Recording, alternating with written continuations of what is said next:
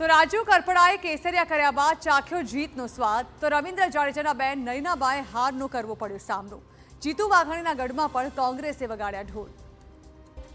આ ચૂંટણીમાં આમ આદમી પાર્ટીમાંથી પક્ષ પલટો કરી ભાજપમાં જોડાનાર રાજુ કરપડાની જીત થઈ છે।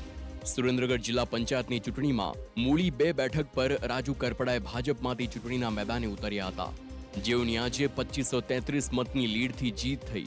ત્યારે ખેડૂતોના મસીહા ગણાતા રાજુ કરપડા તેમની આ જીતથી જગતના તાતમાં પણ ખુશીનો માહોલ છવાયો। ગુજરાતભરના ખેડૂતોના પ્રશ્નો માટે અવાજ ઉઠાવતા રાજુ કરપડા મૂળ સુરેન્દ્રનગરના રાજકારણમાં સક્રિય છે। તેઓ પહેલા આમ આદમી પાર્ટીના નેતા હતા। તો આ તરફ ભારતીય ક્રિકેટર રવિન્દ્ર જાડેજાના બહેન નયનાબા જાડેજા રાજકોટ મહાનગરપાલિકાની ચૂંટણીમાં હારી ગયા। આ ચૂંટણીમાં કોંગ્રેસના ઉમેદવાર તરીકે મેદાનમાં ઉતર્યા હતા। પારિવારિક સંબંધોની સાથે નણંદ ભાભીનો રાજકીય જંગ પણ જોવા મળ્યો।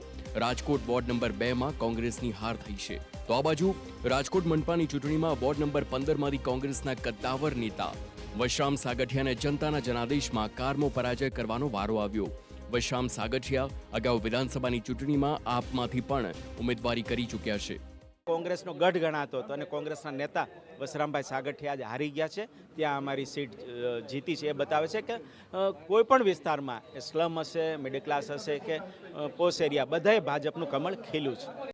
તો આ તરફ વડોદરા કોંગ્રેસના કદ્દાવર નેતા અમી રાવતને પણ ફરી મનપાની ચૂંટણીમાં હારનો સ્વાદ ચાખવાનો વારો આવ્યો।